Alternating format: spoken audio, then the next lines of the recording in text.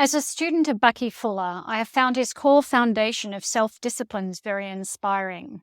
For reference, see Critical Path, Chapter 4. Late last year, I resolved to form my own set of self-disciplines. To be clear, this is not the first time I have created a list or a code to live by. The distinction is that this is the first time I have, in my increasing maturity, created a list that I know in my heart resonates with my highest values and that I hold the highest commitment to. I was determined to keep this list as brief as possible and to have it be part of my daily practice of review. It's no good to make it and then throw it in the drawer. For many years, I read this list each day and checked that I honored my agreement with myself. If I could not honor this agreement to myself, I watched as my self-esteem eroded and I became a person I could not trust. Hello, this is Christine McDougall, and this is Sunday's Syntropy for February 11th, 2024. And the topic is the power of discipline, your key to freedom and success. Discipline means disciple unto the self. Disciple is a pupil, to learn, to take apart, to grasp intellectually. An important distinction to make about discipline is that to truly be a disciple unto the self, we need to discriminate between 1, when to do what we have said we would do, because to not do so would be failing ourselves and others, and 2, when the body, mind, soul would better be served to take a break. There is a fine distinction between discipline and obsession. Obsession is when the mind and ego is in control.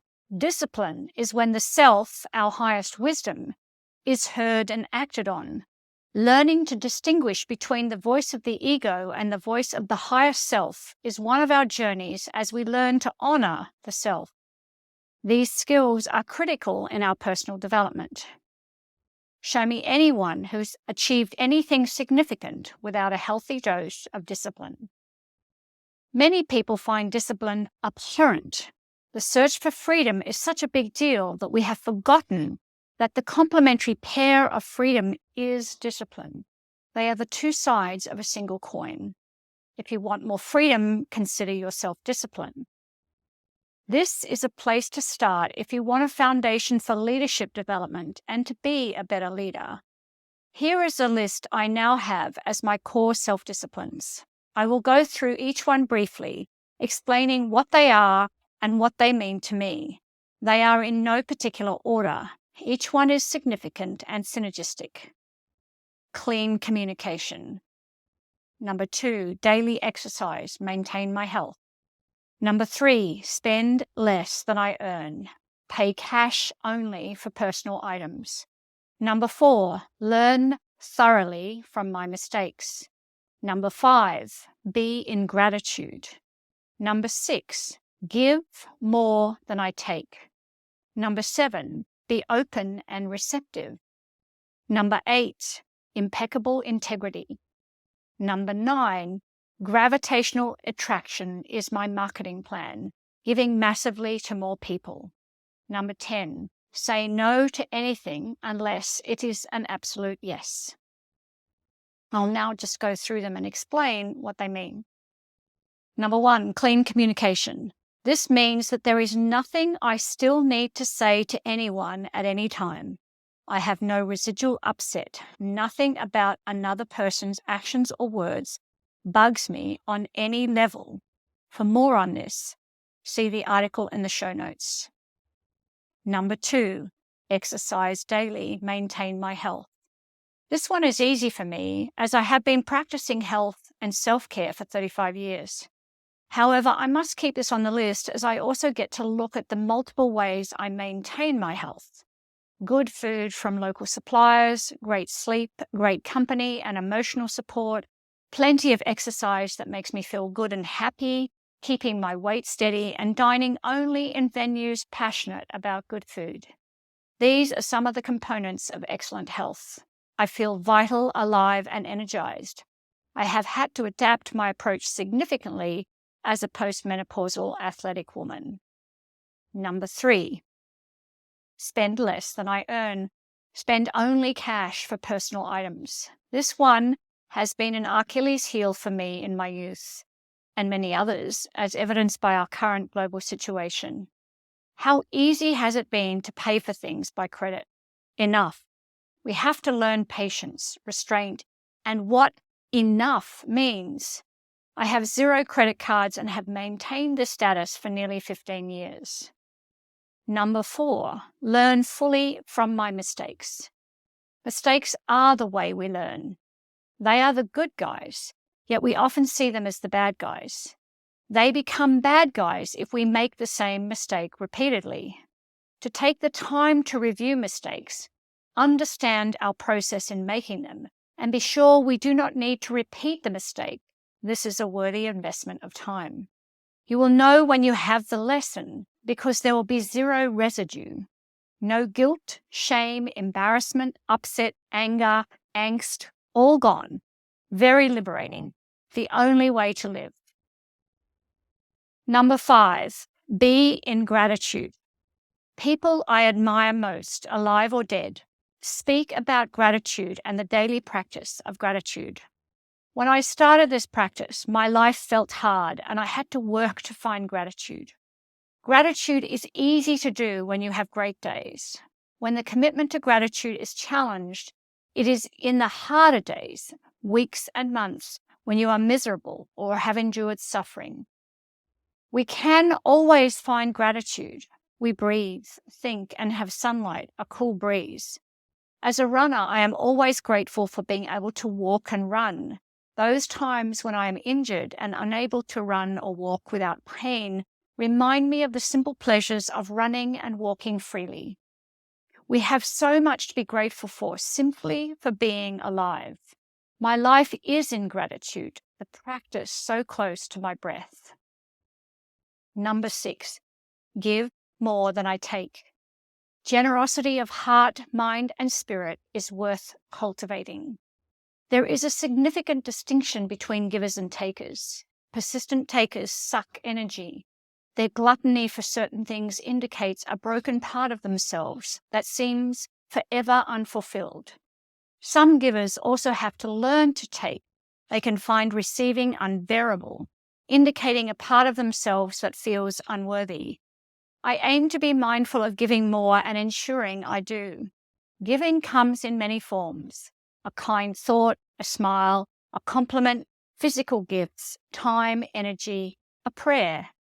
I am also very clear about not allowing myself to be exploited, exploiting others, or standing by as others are exploited. Number 7, be open and receptive. An open mind and open heart require vigilance to maintain. It is very easy for us to shut down. We either shut down our thinking and live in righteousness, or shut down our hearts and block expansiveness and love. We can also shut down our bodies and withdraw ourselves from the world. As we mature, we need to learn about discrimination and when it is wise to build some boundaries and protections. Not every message out there is healthy for the soul. Distinguishing between messages sent with love and to add value and messages sent to harm and overpower is an integral part of learning about being open and receptive. Number 8, impeccable integrity. The practice of integrity is multifaceted. Integrity means wholeness. To live an integrous life means to live in truth at every level of self, expressing ourselves as we were designed. On the micro level, it means no overt or covert lying. It means what we say to ourselves and to others is what we do. It means taking the highest road possible. When we look into our eyes in the mirror, we know we are in truth. Number 9, using gravitational attraction as my marketing plan by giving massively to ever more people. Gravitational attraction is about increased mass. I don't mean literal physical mass, but metaphysical, energetic mass. The more we live with impeccable integrity and all the other self-disciplines mentioned, the more mass we have. And the more mass we have, the more attraction works. This point speaks to marketing at the individual level specifically. No matter what work you do, self-employed, employed, etc., you need a personal marketing plan. Gravitational attraction also works for businesses and companies. It is the invisible difference that makes the difference. Some very subtle, seductive marketing methods appeal to our greed, loneliness, or desire to be rich. We read their long spiels and say yes to something we actually don't want. Bucky refused to market at all. While I do think his choice was extreme, and he did so consciously to demonstrate how the universe would support him, integral marketing allows for people who want and need the service you are offering to be able to find you to make a clear choice that is in their highest interest. It means offering more value than people expect and building relationships through generosity. Simultaneously, an explicit acknowledgement of the value you have to offer is presented. Number 10, say no to anything unless it is an absolute yes. When we are in complete alignment and every cell, muscle, and heartbeat says yes, then go for it. Anything that is not this needs to be put on hold and worked through, and more questions need to be asked until we reach this place of yes. This practice means we avoid the experience of, if only I had listened. It also honors our spirit and infinite wisdom. Bucky's self-discipline and mine are different. When I decided to write my own set, I wanted to choose ones I could honor and knew I would keep. I have shown you my choices to inspire you to create your own. If you have had less discipline until now, choose one as your starting place. Be sure you choose with great consciousness and intent, and then stick to it as if your life depended on it, for at the soul level, it does. Remember, these self-disciplines allow your best self to become present everywhere, all the time. A postscript update. This article was written in 2009. These self-disciplines have been my constant companions since then. I can rely on me to hold myself to them. They are my ground of being. My commitment to these self-disciplines has allowed my life to become what it is now, incredibly purposeful, filled with love, joy, and prosperity. I love answering your questions. So if you have any questions for this episode or previous episodes, please visit syntropic.world/podcast and click the orange button. Hi, Steve from Melbourne here. And my question is... Hi, this is Robin from warm and sunny Tanzania. My question is... Good morning, this is Michael Frebe from Germany. My question is... Hi, this is Colleen in the Netherlands. My question is... Hi, this is Cindy from beautiful Cambridge. Hello, I am Paul Epping from the Netherlands. And my question for the podcast... Bonjour, my name is Dorothy from Brussels, Belgium. Hi, my name is Ivan from Cali, Colombia, but I'm living in Bali right now. So my question is... Hi, I'm Rochelle Armstrong from Northeast Victoria, Australia. My question is... Hiya, this is Lorraine in Montreal, Canada, and my question is... And that completes my question. And that completes my question.